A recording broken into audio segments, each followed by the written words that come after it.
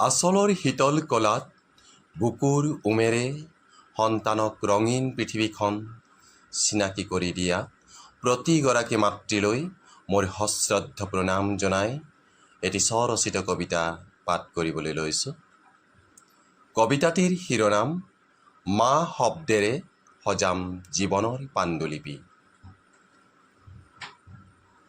সঁচা কথাবোৰ ক'বলৈ আজি দেখোন বুকুখন বিষায়, নোকোৱাকৈ থাকিবও নোৱাৰোঁ। শব্দটোৱে মোক এতিয়াহে বৰকৈ আমনি কৰা হ'ল। যেতিয়া কথা ক'বলৈ শিকিছিলোঁ, শব্দটো আওৰাবলৈ মোক কোনেও শিকাই দিয়া নাছিল। সেইবাবেই বুজা নাছিলোঁ শব্দটোৰ গভীৰ মৰ্মবেদনা।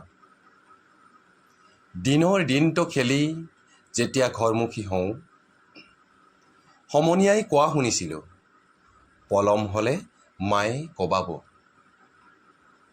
কেতিয়াবা শুনো, তুমি থাকা মই যাওঁ, মায়ে চেকনিৰে পিঠি ফালিব। মই বৰ পলমকৈ বুজিলোঁ মা শব্দটোৰ মৰ্মবেদনা। কথা ক'বলৈ শিকাৰ পৰা মাতৃত্বৰ মৌবৰষা মা শব্দটোৱে বঞ্চিত কৰিলে মোক। সেইবাবেই মা শব্দটো শুনিলে বুকুখন বিষায়। মা হেনো স্বৰ্গীয় সুখৰ অনুভূতি, অথচ সেই অনুভূতি আজি মই সমস্বৰে প্ৰকাশ কৰিব পৰা নাই।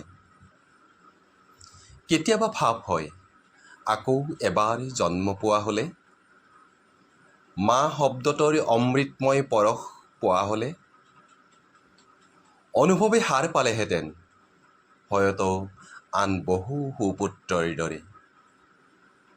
ক'বলৈ মন যোৱা নাই, মনত শংকা, যদি ভুলকৈ কওঁ, তথাপিও মনৰ উকমুকনি ধৰি ৰাখিব পৰা নাই। স্বৰ্গীয় হেনো ঈশ্বৰৰ ঘৰ, তাৰ পৰাই আত্মাৰ পুনৰ জন্ম হয়। মা, তুমি যদি পুনৰ জন্ম লৈছা, অপেক্ষা কৰিবা মোৰ মৃত্যুৰ বাবে। পুনৰ থিতাপি ল'ম তোমাৰ গৰ্ভত মৌবৰষা মা শব্দটোৰেই পাণ্ডুলিপি লিখিম মোৰ নতুন জীৱনৰ। ধন্যবাদ।